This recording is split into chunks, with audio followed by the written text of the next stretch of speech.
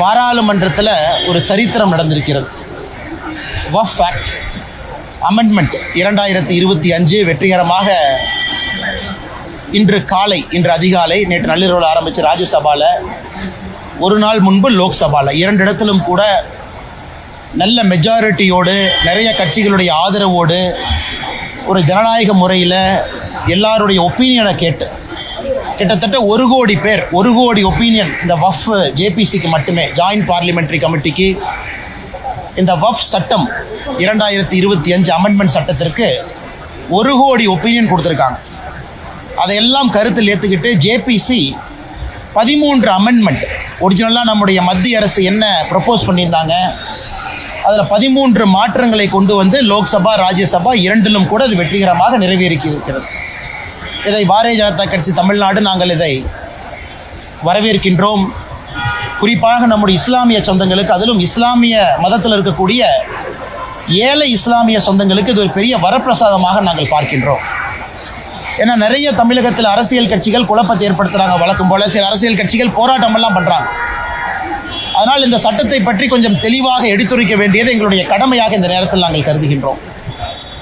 அன்பு சொந்தங்களே, நம்முடைய சுதந்திரத்திற்கு முன்பு 1947க்கு முன்பு இந்த வக்ஃப் அப்படிங்கிறது என்னன்னாங்க, ஒரு இஸ்லாமியர் மதத்தின் மீது நம்பிக்கை இருக்கிறவர் ஒரு சொத்தை அவர் அதை சேரிட்டிக்காக அந்த சொத்தின் மூலம் வரக்கூடிய வருமானம் நல்ல ஒரு காரியங்களுக்காக பயன்படுத்தப்பட வேண்டும் என்று அளிக்கக்கூடிய ஒரு சொத்தினுடைய பெயர் தான் வக்ஃப். அதை பராமரிக்கக்கூடியதுக்காக தான் மத்திய அரசு மாநில அரசு இன்வால்வ் ஆகிறாங்க. சுதந்திரத்திற்கு முன்பு 1947க்கு முன்பு 1913 பிரிட்டிஷ் அரசு முதலாக இதை பராமரிப்பதற்காக ஒரு சட்டத்தை கொண்டு வர்றாங்க. முசல்மான் வக்ஃப் வேலிடேட்டிங் ஆக்ட் 1913 23 ஒரு மாற்றம் கொண்டு வர்றாங்க. 1923 1930 ஒரு மாற்றம் கொண்டு வர்றாங்க. ஆனால் சுதந்திரத்திற்கு பிறகுதான் முறையான ஒரு சட்டம் வக்ஃப் ஆக்ட் 1954 1954 முறையான ஒரு சட்டம். ஒரு மாநிலத்தில் வக்ஃப் போர்டு, ஒரு மாநிலத்தில் இந்த சொத்தை பராமரிப்பதற்காக ஒரு போர்டு வேண்டும். மத்திய அரசு சென்ட்ரல் வக்ஃப் கவுன்சில், அதாவது மாநிலத்தில் இருக்கக்கூடிய வக்ஃப் போர்டை எல்லாம் பராமரிப்பதற்கு ஒரு கவுன்சில் வேணும், சென்ட்ரல் கவுன்சில். இதெல்லாம் 1954 வருது. சின்ன சின்ன மாற்றங்கள் தொடர்ச்சியாக நடக்குது. பெரிய மாற்றம் 1995 வக்ஃப் ஆக்ட் 1995 95 ஒரு பெரிய மாற்றத்தை கொண்டு வர்றாங்க. என்ன மாற்றம்னா ட்ரிபியூனல்ஸ் கொண்டு வர்றாங்க. ஒரு பிரச்சனை இருந்தா யாரு சால்வ் பண்ணுவா, ட்ரிபியூனல் எப்படி இருக்கணும், ஒரு சொத்து வக்ஃப் சொத்தா இல்லையான்னு எப்படி முடிவு பண்றது, இதெல்லாம் 95. காங்கிரஸ் ஆட்சி முடியும் தருவாயில 2013 ஒரு பெரிய மாற்றத்தை கொண்டு வர்றாங்க. அதாவது 95 சட்டத்துக்கு 2013 கொஞ்சம் அமெண்ட்மெண்ட்ஸ் கொண்டு வர்றாங்க. இன்னைக்கு 12 ஆண்டுகள் கழித்து மறுபடியும் அந்த 95 சட்டத்தில் 2013 கொண்டு வந்த மாற்றங்கள் அதனுடைய சார்ந்து இன்னைக்கு 2025 மாற்றங்களோடு வக்ஃப் ஆக்ட் 2025 நிறைவேற்றியிருக்கிறோம். இதுல என்ன புதுசு? எதற்காக எதிர்க்கட்சி நண்பர்கள் சில பேர் தமிழகத்தில் குற்றம் சுமத்துறாங்க. 1913 2013 வரை மொத்தமாக இந்தியாவில் வக்ஃப் போர்டு அவங்களுக்கு கீழே இருந்த சொத்து 18 லட்சம் ஏக்கர். 1913 2013 வரை 18 லட்சம் ஏக்கர்.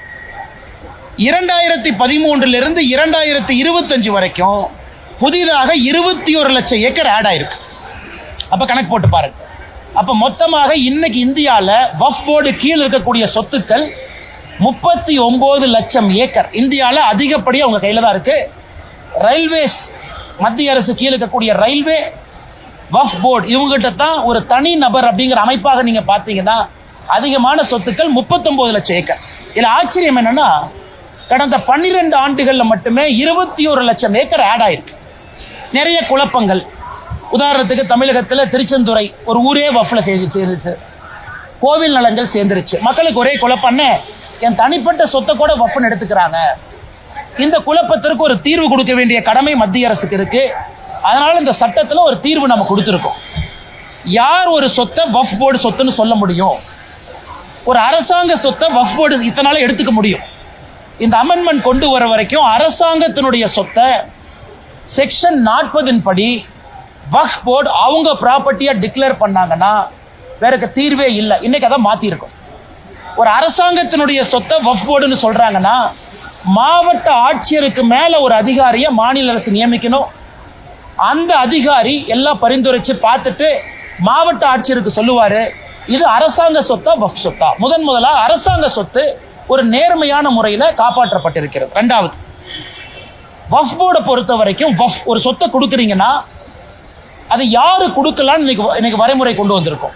இந்த சட்டத்தின் மூலமாக சொத்தினுடைய ஓனர் தான் சொல்ல முடியும், ஏன் சொத்தை நான் வக்ஃபா டிக்ளேர் பண்ணி நான் கொடுக்கறேன், நீங்க பாத்துக்க. அதாவது யாரையோ சொத்தை எல்லாம் அவங்க எடுக்க முடியாது. செக்ஷன் 108 முதல்ல செக்ஷன் 108 எப்படி இருந்துச்சுன்னா, அந்த ட்ரிபியூனலுக்கு உச்சகட்சமான அதிகாரம். அந்த ட்ரிபியூனல் முடிவு பண்ணிடுச்சுன்னா நீங்களும் நானும் அவங்க ரெஜிஸ்டர் ஆபீஸ்க்கு அனுப்பிடுவாங்க, இந்த சொத்து வக்ஃப் போர்டு சொத்துன்னு. நீங்கள் நானும் தலைகீழா நின்று தண்ணி குடிச்சா கூட அந்த சொத்தை மாற்ற முடியாது. இன்னைக்கு அதுக்கு ஒரு தீர்வு. இஸ்லாம் மதத்தை பொறுத்தவரை ஷியா சுன்னி அப்படின்னு மட்டும் இருந்துச்சு. அந்த இஸ்லாம் மதத்துக்குள்ள இருக்கக்கூடிய உட்பிரிவு ஷியா சுன்னி மட்டும் இன்னைக்கு வக்ஃப் போர்டில் இருந்தாங்க. நாம் இன்னைக்கு அதை எக்ஸ்பேண்ட் பண்ணி அகா கான் அப்படின்னு ஒரு சமுதாயத்தை கொண்டு வந்திருக்கோம், போரா சமுதாயத்தை கொண்டு வந்திருக்கோம். இஸ்லாம் சமுதாயத்தில் பின்தங்கி இருக்கக்கூடிய சமுதாயம் அகா கான் சமுதாயமாக இருக்கட்டும், போரா முஸ்லீமா இருக்கட்டும், அவர்களுடைய பெயரை முதலா சட்டத்தில் பயன்படுத்தி அவர்களும் இதுல நிர்வகிக்கக்கூடிய தன்மை இருக்கு. தமிழ்நாடு முதலமைச்சர் உட்பட நிறைய பொய் சொல்றாங்க. ஐயோ, அதாவது ஒரு வக்ஃப் போர்டுக்குள்ள எப்படி இஸ்லாமியர் இல்லாதவங்களை கொண்டு வரலாம்? இந்தியாவை பொறுத்தவரை நாம் தெளிவாக இருக்கின்றோம். வக்ஃப் போர்டு என்பது இஸ்லாம் மதம் மட்டும் இருக்கக்கூடியவர்கள் வக்ஃப் போர்டு அல்ல.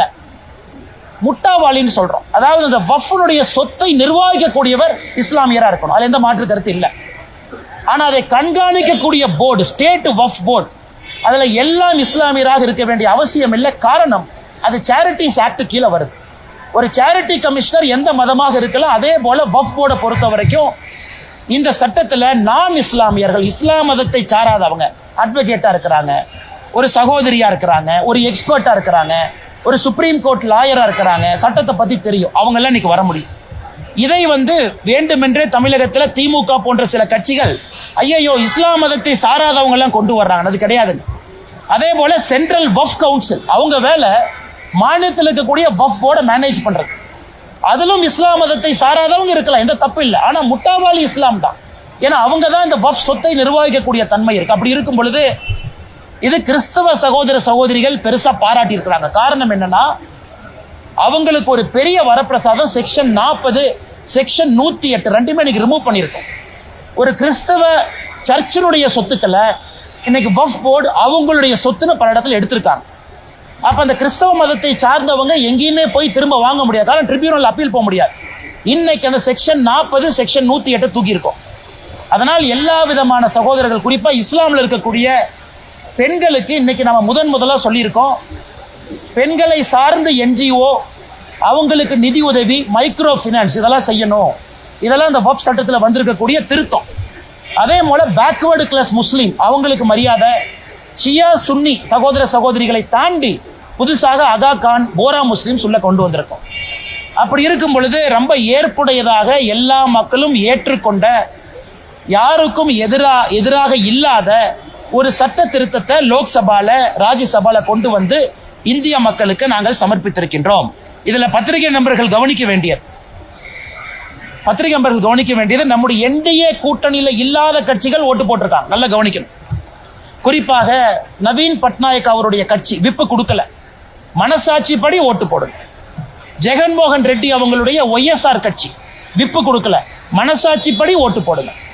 சோ நம்முடைய என்டிஏ கூட்டணியை சாராத கட்சிகளும் வாக்களிச்சு லோக்சபால 288 ஓட்டுகள், ராஜ்யசபால 125 ஓட்டுகள் நமக்கு கிடைச்சு ரொம்ப கம்ப்ளீட் மெஜாரிட்டியோட நல்லா ஜெயிச்ச சட்டம் வந்திருக்கு. அதனால் தமிழகத்தில் நம்முடைய மாண்புமிகு முதலமைச்சர் ஐயா மு க ஸ்டாலின் அவர்கள் சும்மா இந்த மைனாரிட்டி சமுதாயத்தில் பயத்தை ஏற்படுத்துவது மட்டுமே முழு நேர வேலையா வச்சிருக்கிறாங்க. சும்மா பயத்தை ஏற்படுத்துவது, இதை புடுங்கிட்டாங்க அதை புடுங்கிட்டாங்க. இன்னைக்கு மைனாரிட்டி சகோதர சகோதரிகளை எம்பவர் பண்ணியிருக்கோம், அவங்களுக்கு நம்பிக்கை கொடுத்திருக்கோம், அவங்களுக்கு உரிமை கொடுத்திருக்கோம். அப்படி இருக்கும் பொழுது எப்படி இது இஸ்லாம் மதத்திற்கு சகோதரர்களுக்கு எதிரான ஒரு சட்டமாக இருக்கும்? அதனாலதான் கொஞ்சம் விலாவரியாக நம்முடைய பத்திரிகை நண்பர்கள்ட்ட பேசுறோம். அன்பு சொந்தங்களே, அது மட்டும் இல்ல, இன்னைக்கு மொத்தம் இருக்கக்கூடிய 39 லட்சம் ஏக்கர் வக்ஃப் போர்டு கீழ் இருக்கிறது. சம்பாதித்த வருமானம் 126 கோடி. இது தமிழ்நாட்டில் HRNC டிபார்ட்மெண்டோட மோசமா ஃபங்க்ஷன் ஆயிட்டு. மொத்தமாக போன ஆண்டு சம்பாதனை வக்ஃப் போர்டு 126 கோடி. சச்சர் கமிட்டி மன்மோகன் சிங் ஐயா போடும்போது என்ன சொன்னாங்கன்னா, ஒரு வக்ஃப் போர்டை முறையாக நிர்வாகம் செஞ்சா 10,000 கோடி ரூபாய் சம்பாதிக்க முடியும். அதனால இன்னைக்கு எல்லாமே லாங் லீஸ்ல கொடுத்து, தமிழ்நாட்டில் நான் குறிப்பா சொல்றேன், ஒரு சப் இன்ஸ்பெக்டர் திருநெல்வேலியில கொன்னாங்க. எது கொன்னாங்க? சமீபத்தில் ரிட்டையர்ட் சப் இன்ஸ்பெக்டர் எது கொன்னாங்க? வக்ஃப் பிரச்சனை, வக்ஃபுடைய சொத்தை ஒரு திமுக காரை அபகரிச்சு வச்சிருக்கிறான்னு சொன்னாங்க. அதை எதிர்த்து கேள்வி கேட்டதற்காக அவர் படுகொலை செய்யப்பட்டார். இன்னைக்கு ஏன் திமுக அதை எதிர்க்குது? பாதி ஊர்ல வக்ஃப் ப்ராப்பர்ட்டியை திமுக காரை அபகரிச்சு வச்சிருக்கிறான். அவன் அந்த ப்ராப்பர்ட்டியில வரக்கூடிய நியாயமான சொத்தை வக்ஃப் போர்டுக்கு அந்த பணம் போகல. அதனாலதான் வெறும் 126 கோடி ரூபாய் தான். நீங்களே யோசிச்சு பாருங்க, 39 லட்சம் ஏக்கர் வெறும் 126 கோடி ரூபாய் சம்பாதிக்குது. 4 ஆண்டுகள் கொடுத்து பாருங்க பத்திரிகை நண்பர்களே, நீங்க 4 ஆண்டுகள் கழிச்சு பாருங்க இந்த வக்ஃப் போர்டு எவ்வளவு சம்பாதிக்குதுன்னு மட்டும் பாருங்க. அது எல்லாமே இஸ்லாமிய சொந்தங்களுக்கு அந்த பணம் போகணும். குறிப்பாக ஏழை இஸ்லாமிய சகோதரிகளுக்கு அந்த பணம் போக வேண்டும். அதனால் நிச்சயமாக இந்த அற்புதமான சட்டத்தை கொண்டு வந்ததற்காக பாரத பிரதமர் நரேந்திர மோடி அவர்களுக்கு தமிழக பாரதிய ஜனதா கட்சி சார்பாக நாங்கள் பாராட்டுகளையும் நன்றிகளையும் வாழ்த்துக்களையும் தெரிவிச்சுக்கிறோம்.